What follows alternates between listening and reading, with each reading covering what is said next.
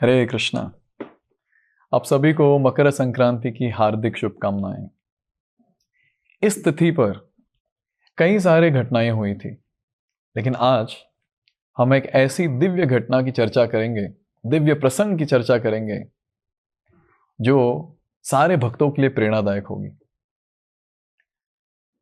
आइए चलते हैं कुरुक्षेत्र के युद्ध भूमि पर। जब महाभारत का युद्ध समाप्त हुआ था, तभी कुरुक्षेत्र के युद्ध भूमि पर कई सारे योद्धा मारे गए थे। मृत शरीर पड़े हुए थे यहां वहां, लेकिन एक व्यक्ति जीवित था जो बाण के सज्जाओं पर लेटा हुआ था। और इन व्यक्ति को ऐसा वरदान था कि जब वो चाहे तभी वो शरीर त्याग सकते हैं। इसे कहते हैं इच्छा मृत्यु। और कौन है ये व्यक्ति? भीष्म पितामह। भीष्म पितामह के जो पिताजी थे महाराज शांतनु, उन्होंने ये वरदान दिया था भीष्मदेव को। और भीष्मदेव बाण के सज्जाओं पर लेटे हुए हैं और वो वेट कर रहे हैं। किसका? उत्तरायण का। इसी तिथि का वेट कर रहे थे। अभी ऐसा प्रश्न आता है, अरे भीष्मदेव तो शुद्ध भक्त है। भीष्मदेव 12 महाजनों में से एक है, जो श्रीमद् भागवतम में वर्णन आता है। तो शुद्ध भक्त उत्तरायण के तिथि का क्यों वेट कर रहे थे? और यहां आचार्यगण टीका में लिखते हैं कि उस उत्तरायण का नहीं वेट कर रहे थे। He was not waiting for that तिथि। फिर किसके बारे में वो वेट कर रहे थे? और यहां ऐसा वर्णन आता है कि अश्वत्थामा, जब महाभारत का युद्ध समाप्त हुआ था, अश्वत्थामा ईर्ष्या के कारण उसने ऐसे ठान लिया कि पांडव वंश के जो लास्ट अंश थे, परीक्षित, जो उत्तरा के गर्भ में थे, उनका भी नाश कर देंगे।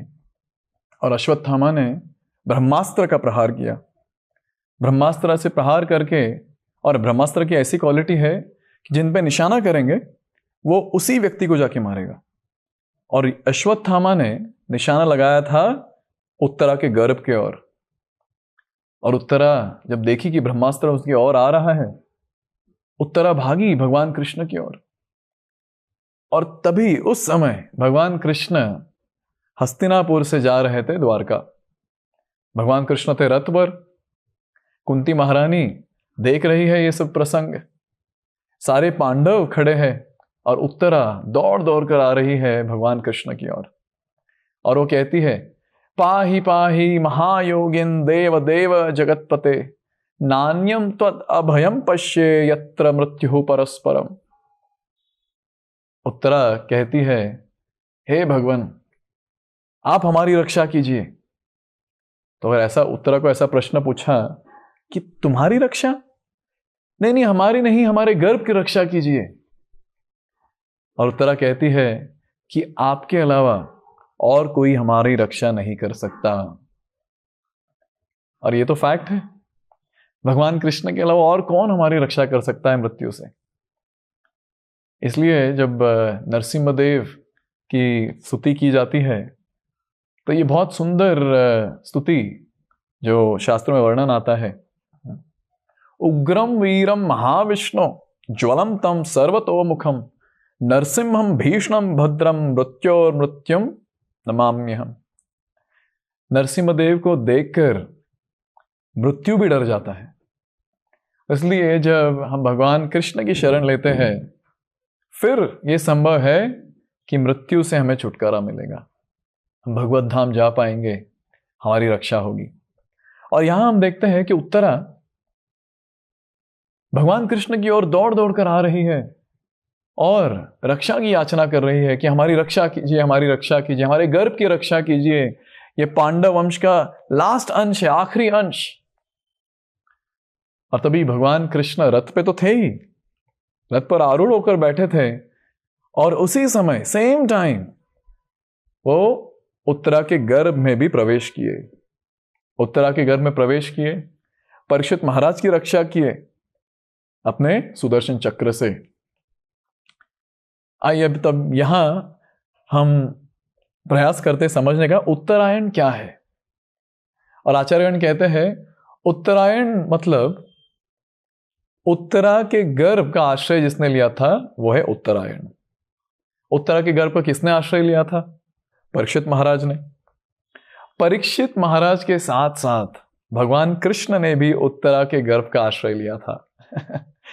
तो भीष्मदेव उस तिथि का वेट नहीं कर रहे थे, लेकिन भीष्मदेव इस उत्तरायण व्यक्ति का वेट कर रहे थे। कौन है ये उत्तरायण व्यक्ति? भगवान कृष्ण।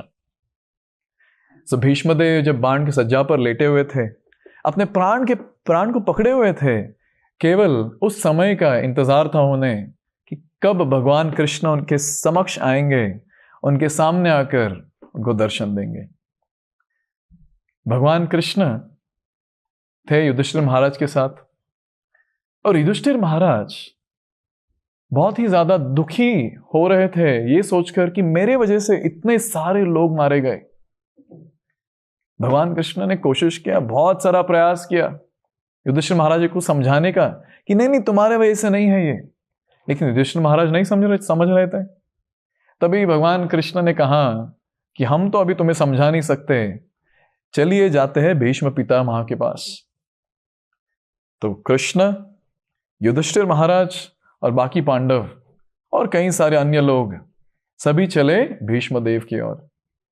और भीष्मदेव थे कुरुक्षेत्र के युद्ध भूमि पर बाण के सज्जाओं पर लेटे थे। और तभी देखिए ऐसे समय पर भी जब युधिष्ठिर महाराज प्रश्न पूछने लगे भीष्मदेव को फुल क्लैरिटी थी, और क्लैरिटी के साथ, स्पष्टता के साथ वो उत्तर दे रहे थे। और ये कोई ऐसे आम बात नहीं थी। युधिष्ठिर महाराज धर्म के विषय में पूछ रहे थे और भीष्मदेव उसका ठीक ठीक उत्तर दे रहे थे।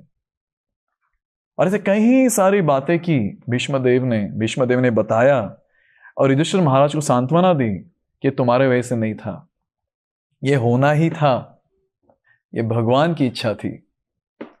तो युधिष्ठिर महाराज जब ये सब चीज सुने भीष्मदेव से, तभी उनके मन को शांति मिली और फिर वो ठीक हो गए।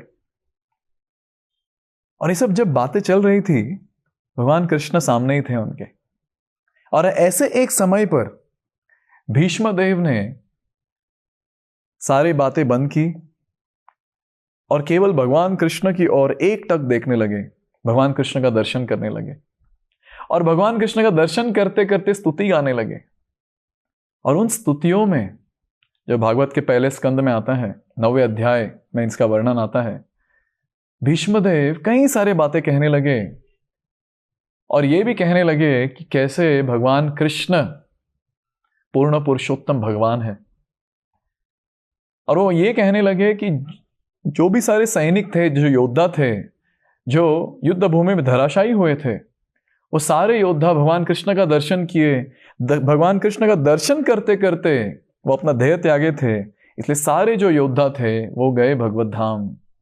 उनको अपना स्वरूप प्राप्ति हुई और स्वरूप पाकर सारे योद्धा भगवत धाम चले गए। यह भीष्मदेव की स्तुति में यह सब आता है। और भीष्मदेव वो सारे जो घटनाएं हुई थी महाभारत युद्ध में, उन घटनाओं का स्मरण करने लगे। और ऐसी कई सारी घटनाएं हैं जहां भीष्मदेव भगवान कृष्ण को याद कर रहे थे। उनका जो दर्शन मिला था उन्हें, अनोखा दर्शन, वीर्य रस में दर्शन, उस दर्शन को सोचकर, उस दर्शन के बारे में स्मरण कर कर भीष्मदेव स्तुति कर रहे थे। ऐसे हुआ था कि एक बार इसी महाभारत के युद्ध में दुर्योधन भीष्मदेव के पास आते हैं और भीष्मदेव के पास आकर बहुत ज्यादा गुस्सा थे और उन्हें यह समझ नहीं आ रहा था कि भीष्मदेव अच्छी तरह लड़ाई क्यों नहीं कर रहे हैं। Why is he not able to fight by giving his 100%? और वो कहने लगे, तुम हमारा नमक खा रहे हो, हमारे घर का खाना खा रहे हो और काम करते हो पांडवों के लिए। वो सारे आपके पौत्र हैं, इसलिए आप उनके साथ अच्छे से युद्ध नहीं कर रहे हैं। You're not giving your 100%. और भीष्मदेव ने जब ये सुना, भीष्मदेव को रहा नहीं गया। तभी भीष्म देव ने प्रतिज्ञा ली। कौन ले रहा है प्रतिज्ञा? भीष्म देव। और भीष्म देव ने पहले भी एक प्रतिज्ञा ली थी जो वो पालन कर रहे थे उस दिन तक, और उसके आगे भी किए। और क्या थी वो प्रतिज्ञा? एक दृढ़ प्रतिज्ञा थी वो, कि आजीवन मैं ब्रह्मचारी रहूंगा, और थे वो। और अभी भीष्म देव ने प्रतिज्ञा ली। वो ऐसी प्रतिज्ञा थी कि अगले दिन मैं सारे पांडवों को मार दूंगा, सारे पांडवों को धराशायी कर दूंगा। और ये जब कह रहे थे तो उन्होंने अपने पास 5 बाण थे, और वो 5 बाण दिखाकर दुर्योधन को कहा, इन बाणों से मैं 5 पांडवों को मार दूंगा कल। और दुर्योधन जो बहुत चतुर व्यक्ति थे, जो खुद को चतुर समझते थे, वो कहे, पितामह आप मुझे दे दीजिए 5 बाण, मैं इसकी रक्षा करके रखूंगा, और कल जब आप जाएंगे युद्ध भूमि पर उसके पहले मैं आपको दे दूंगा। तो ये हुआ। ये वार्तालाप होने के बाद दुर्योधन गए अपने रूम के ओर, और तभी आते हैं अर्जुन। कृष्ण ने अर्जुन को भेजा था। कृष्ण ने अर्जुन को कहा कि दुर्योधन के पास 5 स्पेशल एरोज है, 5 स्पेशल बाण, वो तुम लेके आओ। और वो अर्जुन को कहे कि याद है दुर्योधन ने तुम्हें कहा था, एक वरदान दिया था कि तुम्हें जो मांगना है मांगो, लेकिन तुमने कहा था कि नहीं, मैं जब सही समय आएगा तभी मांगूंगा। तभी जाते हैं अर्जुन दुर्योधन के पास, और दुर्योधन उनका स्वागत करते हैं। और देखिए हमारी वैदिक संस्कृति, जो ये 2 पार्टी है, कौरव और पांडव, ये दोनों तो आ रहे, ये दोनों तो युद्ध में लगे हुए थे। लेकिन शाम के वक्त कोई युद्ध नहीं होता। शाम के वक्त जब कोई एक दूसरे कैंप में जाता है तो उनको मित्र जैसा ट्रीट किया जाता है। व्यवहार जो होता है वो मित्रता का होता है। जब अर्जुन आए तो दुर्योधन ने उनका स्वागत किया। दुर्योधन तो ये भी कहे कि अर्जुन, क्या तुम ये राज्य चाहते हो? क्या तुम ये चाहते हो कि हम ये युद्ध रोक दें? हम कर देंगे उसे, हम तुम्हें राज्य बिना युद्ध के दे देंगे। अर्जुन कहे, नहीं, मुझे वो सब नहीं चाहिए, मैं तो केवल वो 5 बाण चाहता हूं। आई वॉन्ट दो स्पेशल 5 एरोस। और तभी दुर्योधन तो ये सोचने लगे कि इसको कैसे पता चला, किसने कहा इसे। लेकिन दुर्योधन ने वरदान दिया था, वो कहे थे कि जो मांगना है मांगो। तभी अर्जुन मांग रहे थे, और वो क्षत्रिय थे तो 5 बाण दे दिए। और अगले दिन भीष्मदेव दुर्योधन से पूछते हैं कि अरे बाण कहां है? और दुर्योधन कहते हैं कि अर्जुन ले गए। भीष्मदेव को सब समझ आ गया। भीष्मदेव कौन है? महाजन। और इस महाजन को ये तो पता ही था कि भगवान कृष्ण कौन है। भगवान कृष्ण भगवद गीता में कहते हैं, सर्वस्य चाहम हृदि सन्निविष्टो मत्त स्मृतिर्ज्ञानम अपोहनम च वेदैश्च सर्वैरहमैव वेद्यो वेदांतकृत वेदवित् एव चाहम। सो भगवान कृष्ण कहते हैं अर्जुन से युद्ध भूमि पर भगवद गीता कहते हुए कि मैं हर एक जीवात्मा के हृदय में हूं। सो भीष्मदेव के हृदय में भी है, दुर्योधन के हृदय में भी है, और ये भीष्मदेव को पता था। अगर किसी को इस प्लान के बारे में पता था तो वो केवल है कृष्ण। और तभी भीष्मदेव ने प्रतिज्ञा की, आज मैं अर्जुन का वध करूंगा। अगर ये नहीं तो मैं कृष्ण को मजबूर कर दूंगा अस्त्र उठाने पर, क्योंकि भगवान कृष्ण ने ऐसे प्रतिज्ञा की थी कि मैं युद्ध भूमि पर रहूंगा लेकिन मैं अस्त्र नहीं उठाऊंगा। तो ये थी भीष्मदेव की प्रतिज्ञा। और कौन कर रहा है प्रतिज्ञा? भीष्मदेव। अब युद्ध भूमि पर ऐसे हुआ कि भीष्मदेव थे और अर्जुन थे, और भीष्मदेव ऐसे प्रहार कर रहे थे, बाणों का ऐसे प्रहार कर रहे थे कि अर्जुन केवल बाण ही काट रहे थे, वो भीष्मदेव की ओर प्रहार कर ही नहीं पा रहे थे। और भगवान कृष्ण ने ऐसे प्रतिज्ञा कर ली थी, कितने सारे लोगों ने प्रतिज्ञा की है यहां, भगवान कृष्ण ने भी ऐसी प्रतिज्ञा की थी कि हे अर्जुन, तुमने मुझे चुना है, क्योंकि ऐसा अर्जुन के पास ऑप्शन था कि तुम नारायणी सेना चूज करो या फिर मुझे चुनो। तभी अर्जुन ने चुना था भगवान कृष्ण को। और उस समय भगवान कृष्ण ने ऐसे प्रतिज्ञा की थी कि हे अर्जुन, मैं तुम्हारी रक्षा करूंगा। और आपके इंफॉर्मेशन के लिए, ये पूरे प्रसंग में, ये पूरे युद्ध में, इस दिन तक अर्जुन को पसीना तक नहीं आया था। ऐसी रक्षा की थी भगवान कृष्ण ने। लेकिन जब भीष्मदेव प्रहार करने लगे, बाणों से प्रहार करने लगे और अर्जुन उसको काट रहे थे, तो अपने पूरी शक्ति के साथ काट रहे थे। और जब कृष्ण मुड़े पीछे और देखे अर्जुन के ओर, तो देखे कि कई सारे पसीने की बूंदें उनके मुंह पर थी और अर्जुन से पूछ रहे थे। और जैसे ही भगवान कृष्ण ने ये देखा तो कूदे रथ से, और एक चक्का पड़ा हुआ था एक रथ का, उस पहिए को उठाए और भागे भीष्मदेव की ओर। और भीष्मदेव देख रहे हैं, ये सारी चीजें देख रहे हैं भगवान कृष्ण को। और भीष्मदेव तो भक्त है, तो भीष्मदेव ने अपने बाण नीचे रखे, अपने धनुष को नीचे रखा और अपने प्रार्थना वाले मुद्रा में खड़े हुए और भगवान कृष्ण का दर्शन करने लगे। भीष्मदेव एक्चुअली वीडियो रिकॉर्डिंग कर रहे थे और ये वीडियो रिकॉर्डिंग कोई स्मार्टफोन या डीएसएलआर से नहीं था, ये वीडियो रिकॉर्डिंग था उनकी आंखों से। और कहाँ स्टोरेज कहाँ हो रहा था, और ये सारा वीडियो स्टोर हो रहा था उनके मन में। भीष्मदेव ठीक ठीक देख रहे थे कि कैसे भगवान कृष्ण उनकी ओर भागते हुए आ रहे हैं। और भीष्मदेव अपनी स्तुति में यह भी कहते हैं कि हे भगवान, जब आप मेरी ओर दौड़ रहे थे, आपकी जो उत्तरी थी वो नीचे गिर गई, और आपका जो पूरा मुख था, आपके बाल थे, वो रज लगा हुआ था अपने उनके बालों पर, उनके मुंह पर रज लगा हुआ था। क्योंकि कई सारे घोड़े भागते हैं ना युद्ध भूमि पर, तो जब घोड़े भागते हैं तो सब रज जो भूमि से उठकर धूली उनके मुंह पर लग जाती है। तो भगवान कृष्ण के मुंह पर धूली लगी हुई थी, उनके बालों में धूल लगी हुई थी। और भीष्मदेव इस दर्शन को देखकर कहते हैं कि ये बहुत अनोखा दर्शन था और ये मैं अभी भी याद कर रहा हूं। तो भीष्मदेव ने वीडियो रिकॉर्डिंग किया और उसको रिप्ले कर रहे थे तभी जब वो बाण के सज्जा पर लेटे हुए थे और भगवान कृष्ण के और दर्शन करते हुए कहते हैं भीष्मदेव, क्या हो भाग्य, मेरे सामने स्वयं भगवान कृष्ण खड़े हैं।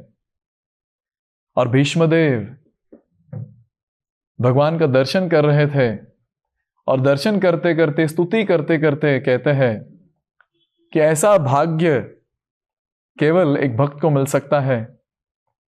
और भगवान कृष्ण हमेशा भक्त के साथ, सिंसियर भक्त के साथ प्रॉपर आदान प्रदान करते हैं।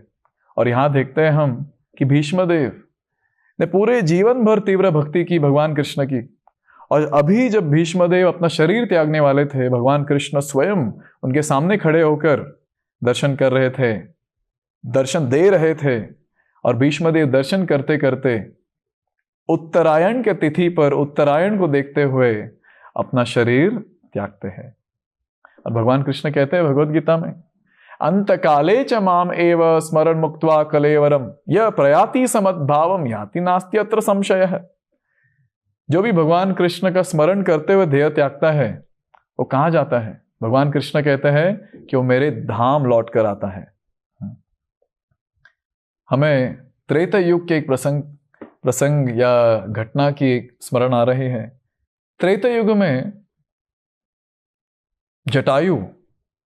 जटायु ने भी ऐसे ही देह त्यागा था।